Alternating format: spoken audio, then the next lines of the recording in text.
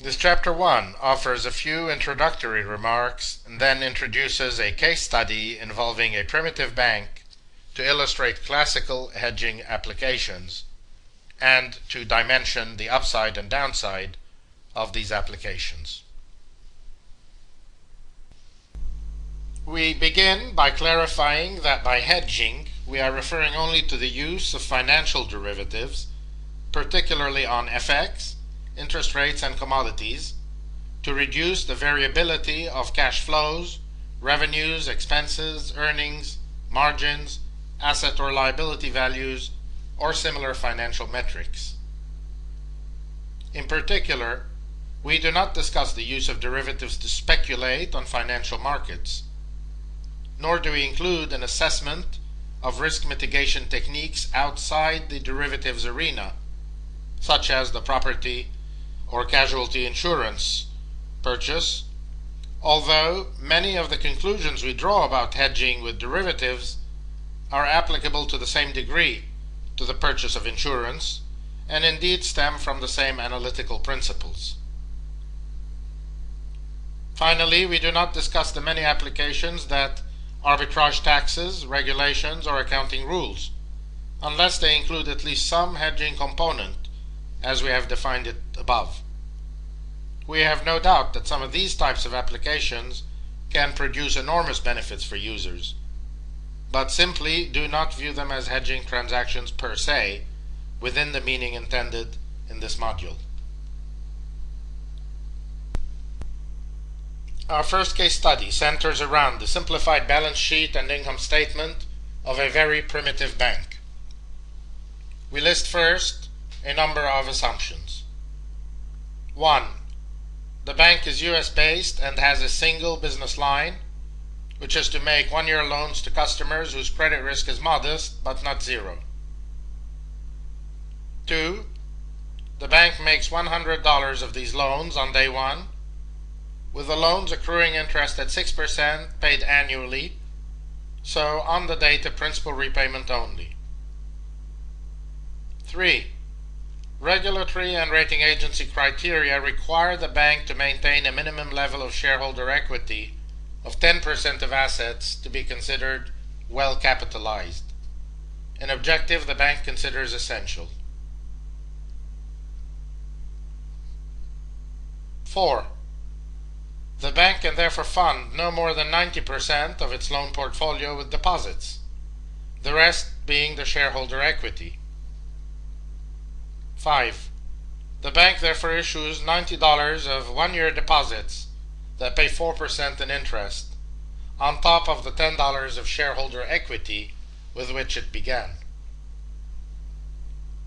6. The bank has no operating or other costs, i.e. other than the interest it pays on its deposits. Given the 4% interest rate on these deposits, the bank's annual interest cost is therefore $3.60. 7. There are no taxes. 8. All loans pay in full at the end of the year, i.e. none of them defaults.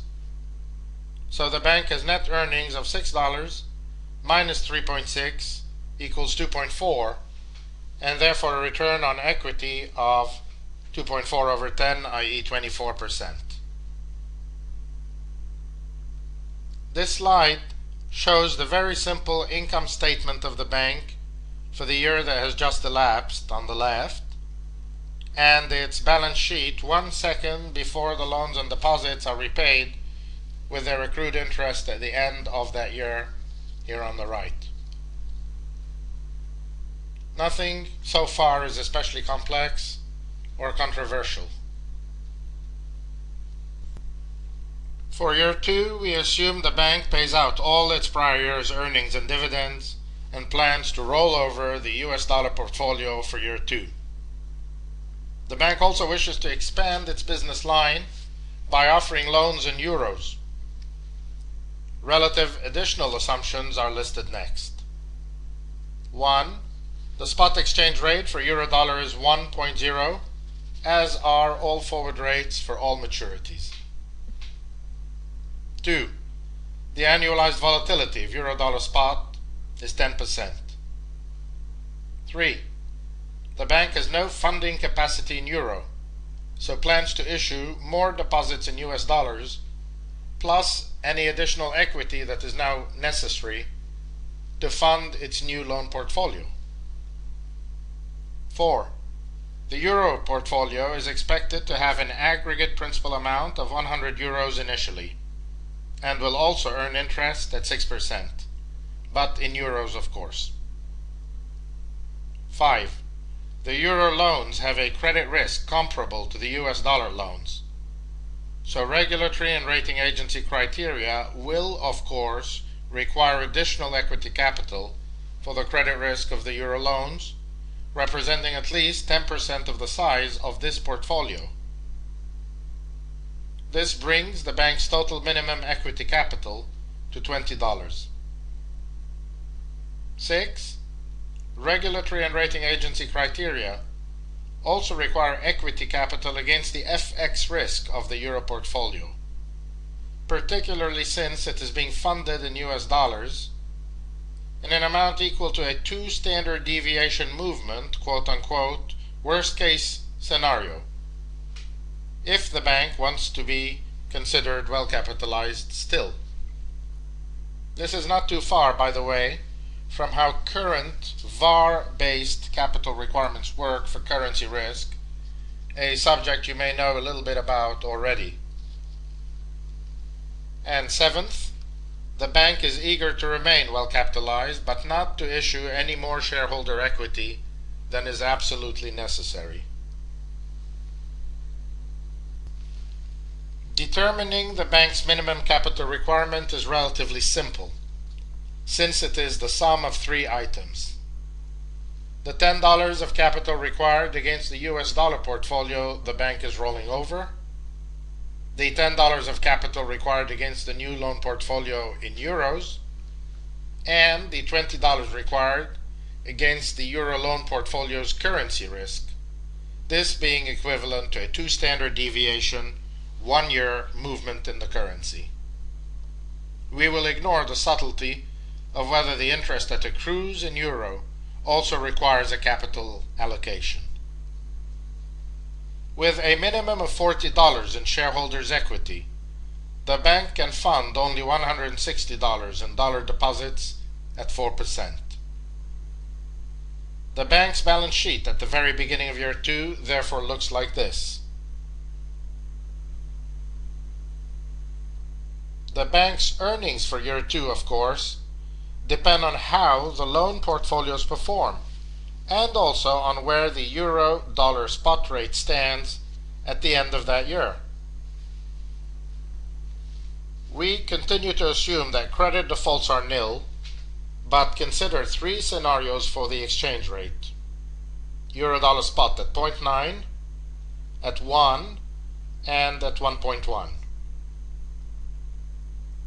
The middle case is the easiest, with no exchange rate movement. Total revenues of 200 times 6% are offset against interest expense of 160 times 4%, so net income is 12 minus 6.4, i.e. $5.6. And return on equity is 5.6 over 40, i.e. 14%. The substantial decline in return on equity can be blamed on the bank's far larger capital base, which had quadrupled due to the additional capital required on account of the FX risk, even though the balance sheet had only doubled in size. The other 2 scenarios require that we proceed more carefully. Under the scenario of a euro-dollar spot rate of 1.1, total revenues are now supplemented by the currency gain that the bank enjoys. The 106 euros of principal plus interest at the euro portfolio's maturity is now worth 106 times 1.1, i.e. 116.6, while total interest expense is the same as before, i.e. 6.4. So net income for the year is 16.6, the revenue from the euro portfolio, plus 6, the revenue from the dollar portfolio, minus 6.4, the total interest expense, which comes to 1620, and the return on equity is 40.5%, an excellent result stemming in good part from the fortuitous strengthening of the euro. Of course, the third scenario is the one that would concern the bank. With the euro spot rate at 0.9, total revenues are now weakened by the currency loss the bank will suffer. The 106 euros of principal plus interest at the euro portfolio's maturity is now worth only 106 times 0.9, i.e. 95.4, while total interest expense is the same as before, i.e. $6.4. So net income for the year is minus 4.6, the loss from the euro portfolio, plus 6, the revenue from the dollar portfolio, minus 6.4, the total interest expense, which comes to a loss of $5. And the return on equity is, of course, a negative 12.5%. This result, that should not surprise you, since the magnitude of the decline in the euro exchange rate has almost wiped out all interest revenues from the two portfolios combined. The further subtraction of the interest expense puts the bank in the red. We summarize these three scenarios in the table appearing now.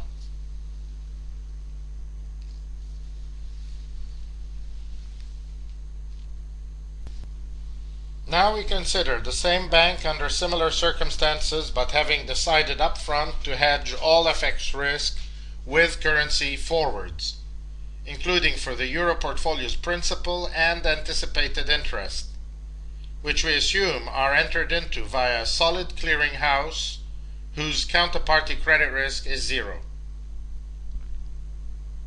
The forward rate, being 1.0, makes our life much easier. The bank is fully immunized from FX movements in either direction, so its performance in year 2 is no longer dependent on FX rates. Whether the euro is strong, weak, or unchanged, the bank's revenues before interest expenses are certain to be $12, and interest expenses are in dollars as well, and not FX dependent. What happens to the bank's capitalization is the more interesting part. Having eliminated its FX exposure, the bank no longer needs the $20 in additional capital that was necessary when the FX risk was unhedged. Nor, we assume, does the bank need capital for the FX forward counterparty risk, since our assumption is that the clearinghouse guarantees this risk, eliminating the capital requirement. Again, this is very close to reality under Basel capital regulation. What is not close to reality is our implicit assumption that no margin needs to be deposited by the bank at the clearinghouse, an inaccuracy we ask you to live with to preserve the simplicity of this case study. Reflecting margin would change the outcomes a little, but not that materially. So, total minimum equity would decrease to $20 only rather than to $40, and deposits can now fund the remaining $180 instead of only $160 previously. Interest expense is now 4% times 180, i.e. 7.2. Net income is 12 minus 7.2, which is $4.8, and return on equity is now 24%. The same outcome as in year 1.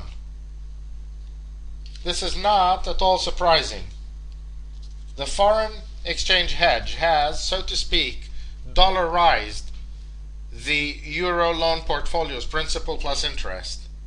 So the bank has, for all intents and purposes, simply doubled in size, with each of its total assets, deposits, net income, and shareholder equity also doubling in size, and ROE therefore remaining the same as before, 24%. We reproduce now the data from our earlier table, but have added to it the three outcomes under the hedge scenario.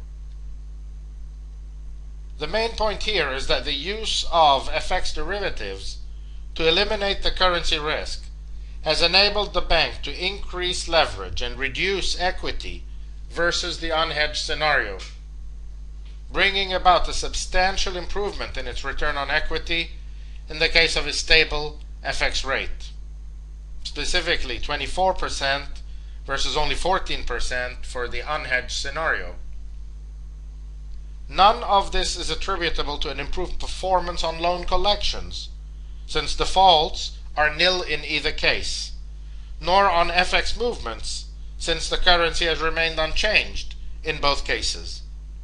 It is all due to the increased leverage under which the bank was able to operate as a result of having reduced from inception the aggregate risk profile of its business by hedging out the currency element, thereby reducing its minimum capital requirement and reaping the benefits of higher leverage. It is in this sense that people speak of risk management generally and derivatives specifically as tools that make possible higher leverage and therefore enhance return on equity without a commensurate increase in risk. An alternative way of thinking of this, and the way we prefer and recommend, is to view the bank's hedging program as an alternative form of equity, and one that works more efficiently than traditional equity in this instance.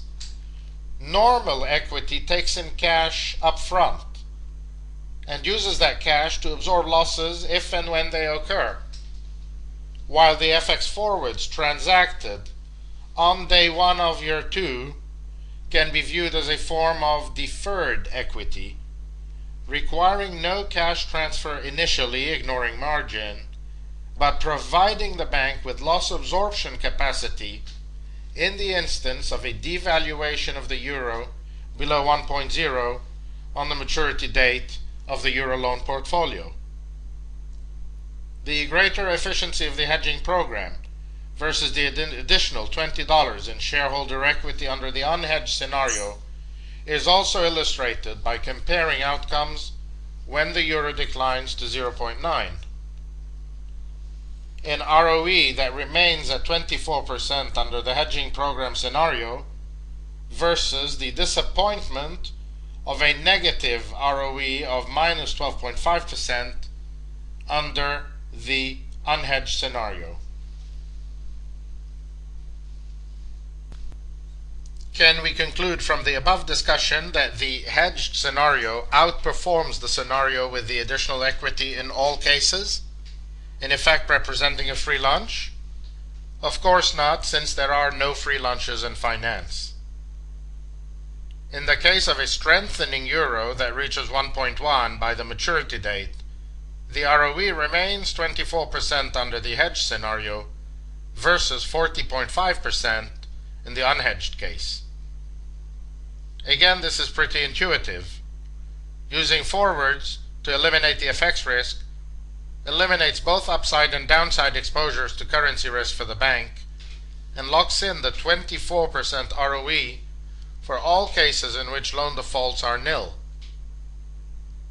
Using the additional $20 of equity increases downside protection when the euro weakens, but leaves the bank in a position to benefit from any appreciation in that currency, an appreciation that lifts ROE from 24% to 40.5% under the unhedged scenario. A second and more subtle advantage of the additional equity of $20 would be observed if some of the loans were to default. For while the FX forwards would be of no help to the bank in the absorption of these credit losses, the additional equity, of course, is available to absorb losses from any source and not just from FX movements. Indeed, if we assume again that the currency remains unchanged, but at this time the loan portfolios suffer credit losses equal to 15% of all principal and interest in both currencies, the unhedged bank survives since its equity to assets ratio began at 20%, while the bank that has hedged out FX risk with FX forwards finds itself insolvent since it was operating with a mere 10% equity cushion. In a sense, both the FX derivatives and the additional equity cushion are forms of insurance, but the risks insured by the equity cushion are broader than those absorbed by the FX forwards and include in particular protection against credit losses, unlike the FX forwards. This is precisely what makes the equity cushion less efficient than the hedging program for those banks who are not concerned about the credit risk of their portfolios. Can the bank eliminate its exposure to a weakening euro, increase its leverage, and retain the ability to benefit from a stronger euro? Of course it can, via the replacement of the FX forwards with FX options, but only at the cost of a diminished ROE under a number of the possible outcomes, given the need to pay the option premium. We illustrate this with some simplification as follows. We assume the bank on day 1 of year 2 purchases 1-year European-style Euro puts dollar calls, struck at 1.0, on a notional amount of 106 euros. An option pricing model would quickly confirm that given the 10% vol of the euro-dollar exchange rate, the premium for these options would be around $4, in fact pretty close to $4.10, with some rounding. To keep things simple, we assume the option seller is prepared to receive the option premium on the option expiration date, provided interest is added to it. So we'll use a premium of $4.25, but we'll pay it out of the loan collections on the portfolio maturity date. Payment of this premium drags performance down versus the scenario involving the FX forwards when the euro either strengthens or remains unchanged. In both instances, the hedge expires unused, but the costs for the bank using options are greater given the presence of the option premium. In the scenario in which the euro rallies to 1.1, the bank that uses forwards still walks away with a locked-in ROE of 24%, while for the bank using options, net income can be verified to be 16.6, the return from the euro portfolio, plus 6, the return from the US dollar portfolio, minus 7.2, the interest expense, minus 425, the option premium, which comes to 11.15, and this brings ROE to 55.8%, the best outcome we have seen so far. Not only does the bank that uses options outperform the bank using forwards in this instance, it also outperforms the unhedged bank that relied on additional shareholder equity and found its ROE in the present instance reaching only 40.5%. In the remaining two scenarios, in which the euro either weakens or remains unchanged, the outcomes at maturity are identical to those under the FX forward, since the option payoff is identical to that under the forward. But the payment of the option premium results in lower net income and ROE. You should be able to verify quickly that the table appearing now, updating the previous information with the outcomes under the option-based hedge, is correct.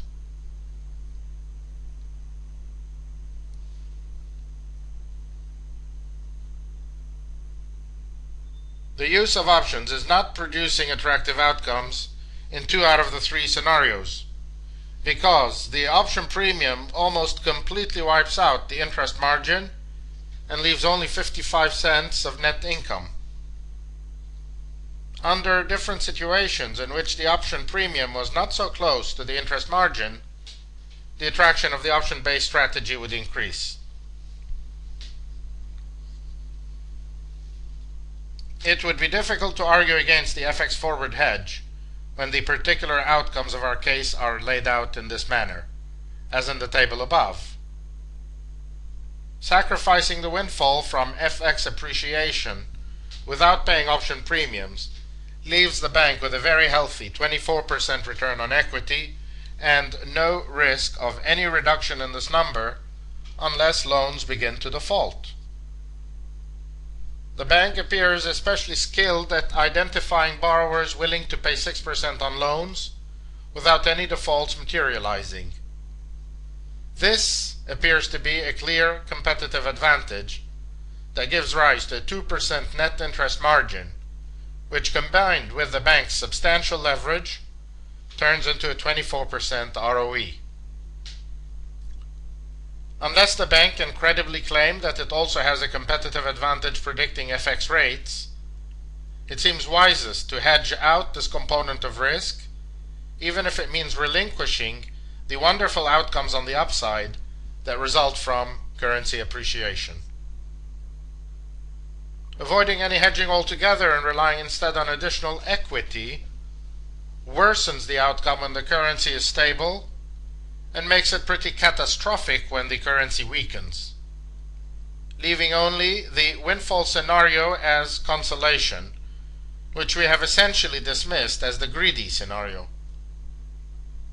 Hedging with FX options avoids the accusation of greed but leaves the bank with fairly unsatisfactory results in 2 out of 3 scenarios. Of course, any scenario in which the euro rallies by any amount improves ROE above the 2.75% quote-unquote base case. And according to theory of finance, such scenarios have a 50% probability of occurring in aggregate. Our own view, however, is that most shareholders and creditors would comfortably opt in favor of a predictable 24% versus a volatile ROE that ranges between 2.75% and the stratosphere, particularly where the 2.75% outcome is expected to occur half the time.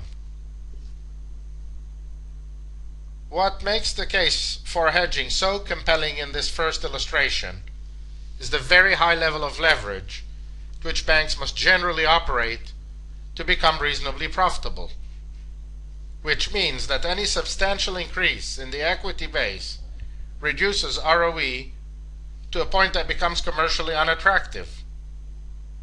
In turn, this is driven by the very tight margins of the lending business.